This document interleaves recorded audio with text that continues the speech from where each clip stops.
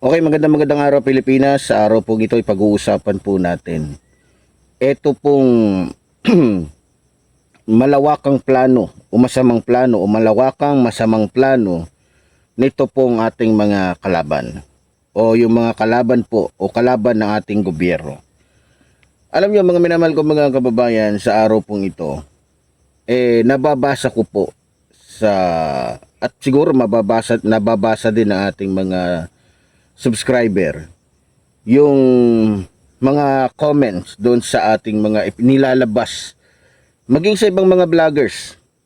Mababasa ninyo yung mga message po o mga mensahe o mga komento nito pong mga sungayan, lalong lalo na po yung mga DDS na kung saan talagang tuwang-tuwa po sa pagkamatay po ni Mima Alicia. Ngayon, ang masasabi ko lang po, bilog ang mundo. At maaari ngayon ay masaya kayo. Pero, para sa akin, hindi sa lahat ng panahon magiging masaya kayo. Dahil nalalapit na yung pagbaksak ng puon ninyo. O nalalapit na makulong yung mga iniidolo ninyong mga kawatan. Kagaya ni Kawatano, kagaya na lamang ni Bongo, kagaya na lamang ng iba pang mga senador, lalong-lalo na itong si Robin Padilla, na isa ding kawatang politiko, na kung saan ay nagsisiga-sigaan dyan sa Senado na ang ending niyan ay magiging Marcoleta din yan balang araw. No? Ngayon, may nabasa po kong mga komento sa aking comment section. Nakita ko doon na talagang tuwang-tuwa itong mga DDS, maging itong mga membro ng isang reliyong sungayan. Itong mga membrong ito na mga sungayan din, talagang kitang-kita na tuwang-tuwa sila. Pero ganun pa man, tulad ng sinabi ko, yes, masaya kayo ngayon. Dahil pinatay ng mga kapwa ninyo sungayan etong aming kapatid na si Mima Alicia. Ngayon, may mensahe naman ako ngayon sa pumatay kay Mima Alicia. Lalong-lalo na doon sa mga DDS. Alam nyo, pinapakita nyo lang na talunan kayo. Dahil hindi nyo kami kaya, kaming mga vloggers ni PBBM, hindi nyo kami kaya pagdating sa pagbabalita ng katotohanan. Kasi ano nga namang katotohanan ng ibabalita ninyo? Mga bayaran kayo. 'Di ba? Ngayon, dahil natatalo namin kayo, hindi nyo kami kaya, ayun. Ang desisyon na lang ninyo, ang diskarte na lang ninyo, pumatay ng taong walang kalaban-laban. At saka nakita namin yung katraidoran 'di ba? Biro mo, dahil alam ng mga kalaban natin na wala namang kalaban-laban si Mima Alicia, hindi naman marunong humawak ng armas. 'Di ba? Pati yung asawa niya o yung kalibin niya hindi naman humahawak ng armas. Yun lang, doon lang sila magaling. Ngayon, doon sa mga nagbabanta sa akin, lalong-lalo na sa pamilya ko, at sa ilang mga vloggers na kasama natin o kaisa natin. Sa totoo lang, matapang lang kayo dahil tumitira kayo nang hindi handa ang kalaban ninyo. Tumitira kayo na walang hawak na armas yung kalaban ninyo. Ako kaya yung hamunin nyo. Ngayon, ito sasabihin ko na sa inyo totoo. Para matapos na to at alang-alang sa mga kasama kong vloggers. Ngayon, gusto kong magbigay ng mensahe kay Dado Clemente at doon sa iba pang mga DDS o sa mga kriminal na DDS na tao ni Vice President Sara Duterte na inuutusan niya ngayon na pumatay ng tao. Lalong-lalo na yung mga kakampi ni PBBM. Ngayon, ako ngayon mismo maghahamon sa inyo. Kung talagang lalaki kayo, kung talagang lalaki kayo, total safety na yung anak ko, yung asawa ko, dahil meron ng tumulong sa akin. Sabi ko, masasanay itong mga to pag puro banta lang. Ngayon, ang mensahe ko kay Dado Clemente. 'Di ba? Naalala mo yung mga vlog mo? Pati nga si Pangulong Ferdinand Marcos Jr. Pinagbantaan mo na papatayin mo, 'di ba? Ganun ka katapang, ganun kayo katapang. Ngayon, tatapusin ko, tutuldukan ko na yung mga pagbabanta ninyo. Tutuldukan ko na yung ginagawa ninyong kahayupan, lalong-lalo na dun sa mga inosenteng tao. Ngayon, titigil na ako sa pagbablog ko kung hindi ko kayo kakasahan. Doon sa mga nagbabalak at talagang gustong, eto nga may nabasa pa ako, ba't daw ako nagmamast? Syempre, sinong hindi magmamast? Gayon tumitira kayo ng patalikod. Sinong hindi magmamas? Ngayon tumitira kayo nang hindi man lamang o wala man lamang kaalam-alam yung titirahin ninyo. Hindi kayo lumalaban ng patas. Gawain lamang niya ng mga traidor at duwag. Ba't hindi kayo lumaban ng patas? Wala kayong pinagkaiba kay Baste. Matapang lang sa pagbabanta. Pero nung hinamon na ni Carbonell, wala kayong pinagkaiba kay Rodrigo Roa Duterte. Ang lakas mang hamon. Pero nung kinasahan na, wala na. Diba? Talagang manang-mana kayo sa puon ninyo. Ngayon, Dado Clemente. Total, handa na ako. Pareho tayong may armas. Alam ko may armas ka. Ha? I-chat mo ko. Diba? I-chat mo ko. Pwede mong i-video. I-chat mo ko. Sasagot ako agad sa'yo. Pag hindi ako sumagat sa'yo, titigil na ako dito sa pagbablog ko. Sinusumpa ko yan. Ngayon, pag kumasa ka sa hamon ko, one-on-one tayo. Tingnan natin kung talagang magagaling kahit matatapang kayo. Diyan lang kayo magagaling. Noon, hindi ako pumapalag dahil wala akong mapaglagyan sa asawa at anak ko. Pero ngayon, nahanda na ako at wala nang problema pagdating sa asawa at anak ko. Ngayon nyo ko takutin. Kayong mga sungayan, lalong-lalo na yung membro ng isang reliyong sungayan, mag-message kayo sa akin ngayon din. Mag-message kayo. Pag nag-message kayo, total marami kayo Ako isa lang. Puntahan nyo ako dito sa kinaroroonan ko. Bibigyan ko lang kayo ng 24 oras. Pag hindi kayo nag-message sa akin o tumawag sa akin, ibig sabihin mga kupal kayo. Lumalaban lang kayo sa taong hindi lalaban sa inyo.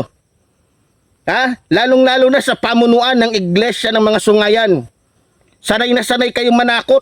Sanay na sanay kayong pumatay ng walang kalaban-laban. Ngayon nyo ako subukan. Tulad na sinabi ko, titigil na ako sa pagbablog ko. Hindi nyo na ako makikita magbablog. Kapag umatras ako sa hamon kong ito mismo. Ibibigay ko yung kompletong address ko. Pero sana lang walang traiduran. Dahil dyan pa naman kayo bihasa. Lalong-lalo na doon sa mga nagbabanta sa akin. Kung gusto nyo, sabay-sabay na kayo. Ako mag-isa lang, pero sisiguraduhin ko sa inyo, yes, pwede nyo ako mapatumba. Pero isang lang sasabihin ko sa inyo, siguraduhin nyo lang na hindi mas marami ang uuwi sa inyo na pantay ang paa. Ngayon, ako ngayon na naghahamon sa inyo, lalong-lalo ka na, Dado Clemente, may pa-intel-intel ka pang puto ka. O ngayon, nasaan ka na ngayon? Isa pa lang namamatay. Si Alicia pa lang, pero nagtatago ka na. Ngayon mo patunayan sa akin na matapang ka na ngayon ako mismo nakikipagduelo sa'yo. Gagawa kayo ng malawakang pagpatay sa mga inosenteng tao? Gagawa kayo ng malawakang pang-aabuso sa mga walang kalaban-laban na tao, lalong-lalo na sa mga vloggers na hindi naman sanay na makipagpatayan? Dahil hindi nyo tanggap na mas magaling kami sa inyo, dahil hindi nyo tanggap na mas mahuhusay kami, at hindi nyo tanggap na mas mabubuti kami kaysa sa inyo.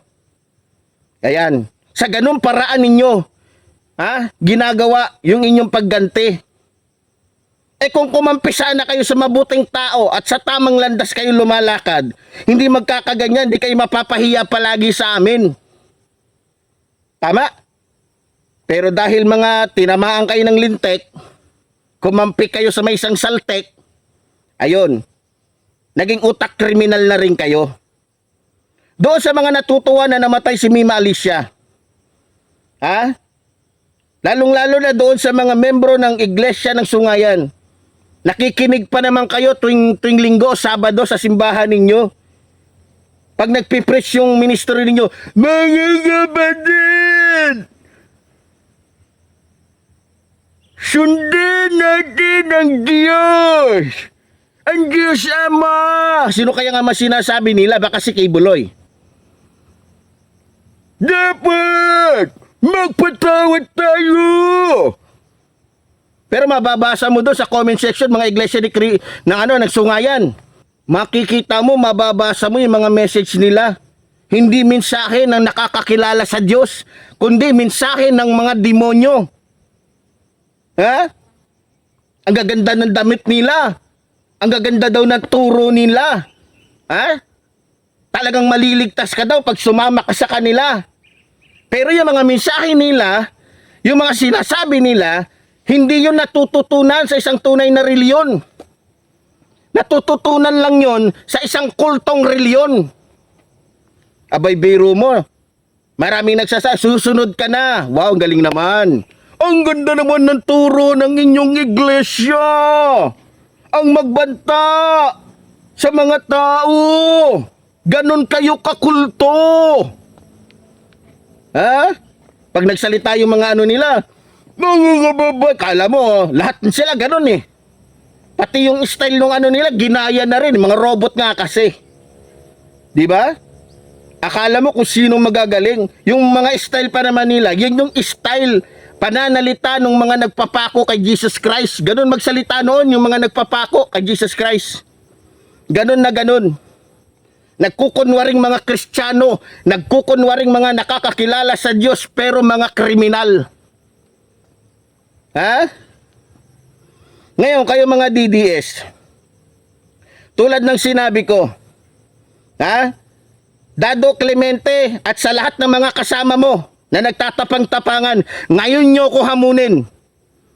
Handa na ako. Tulad ng sinabi ko, titigil ako sa pagbablog ko pag hindi ko tinupad yung aking hamon sa inyo. Ha? Sawang-sawa na kami sa kakahamon ninyo. Huwag nyong gagalawin yung mga kasama kong mga vlogger. Lalong-lalo na yung mga hindi sanay makipagbarilan, makipag-away ng mano-mano. Ako ang hamunin ninyo. Dito tayo sa kagubatan na kung saan walang madadamay na mga tao. Walang madadamay na mga inosente. Magsama-sama kayo. Pag mag-ipon-ipon kayo, puntahan nyo ako dito. Pero isa lang sasabihin ko sa inyo, tulad ng sinabi ko. Ha? Yes, nag-iisa ako, pero sisiguraduhin ko sa inyo, mamamatay ako na may karangalan at pinaglalaban yung mga naaapi. Pero kayo, mamamatay kayo na pinaglalaban yung katangahan ninyo, kabubuhan ninyo, yung pagiging demonyo ninyo. Ha? Ngayon, pakikalat ito mga kababayan, sa mga DDS, lalong-lalo na kay Dado Clemente. Lumabang ka ng patas, ako ang labanan mo. Ipupusta ko ang buhay ko. Ipupusta ko pati ang channel ko. Titigil na ako sa pagbablog pag hindi ko tinupad yung pangako ko sa'yo. Ha? Mag-message ka sa akin. Mag-usap tayo. I-record ko yung usap natin. I-record mo rin yung pag-uusap natin. Magtakda tayo ng oras at panahon. Ha? Kung talagang matapang ka, Dado Clemente o Vice President Sara Duterte, pagkakataon mo na to para mapatay nyo ako. Ha? Pagkakataon nyo na to, lalong-lalo na doon sa mga sungayan na gustong-gustong makita yung mukha ko. Mga kriminal kayo. Ang kaya nyo lang yung mga hindi lumalaban sa inyo. Ang kaya nyo lang yung hindi umahawak ng armas at walang kakayahan makipaglaban ng mano-mano. Ha? Tapos pag tumira pa kayo, yung walang kamalay-malay yung tao, ni hindi man lamang yung sinabi, suntukan tayo, basta nyo na lang titirahin. Yan ang estilo ng mga nagtatapang-tapangan pero duwag. Ha? Isa lang ang mensahe ko sa pamilya ni Mima Alicia. Makikipaglaban ako para sa katarungan, para mabigyan ng katarungan si Mima Alicia. Ngayon, kung talagang matapang ang mga DDS, lalong-lalo na yung kultong sungayan, ngayon nyo ko subukan. Ha? Kahit anong armas, dalhin ninyo. Mas maganda nga, pinakamalalakas ninyong armas eh. Para makita natin. Ha? Pag pinagbibigyan kayo, pinagpapasyensyahan kayo, akala nyo na talaga kayo na yung pinakamatapang. Pero alam ko, hindi kakasa tong mga to sa akin eh. Kasi ganun talaga sila. Yan na yung estilo nila. Pag kinasahan mo, ayaw. Pag hindi mo pinapansin, nagtatapang-tapangan. Para style Marcoleta. Diba? O baka Robin Padilla, gusto mong sumama. Para ano natin, masukat natin kung gaano ka talaga kabihasa pagdating sa armas. Ha? Oh, YouTube channel ko nakasalalay dito. Pagkatao ko, prinsipyo ko. Titigil na ako sa pagbablog kapag umatras ako sa hamon ko sa inyo. Yun lang, ganun lang kasimple. Ha? Tirahin ninyo yung mga lumalaban sa inyo, yung hindi yung walang kamalay-malay para hindi kayo magmukhang mga traidor na duwag. So yun lang ang masasabi ko. Sumuli po, tulad po ng sinasabi ng yung lingkod. Mabuhay po ating inang bayan. Mabuhay po nagmamahal sa ating inang bayan. Maraming salamat po.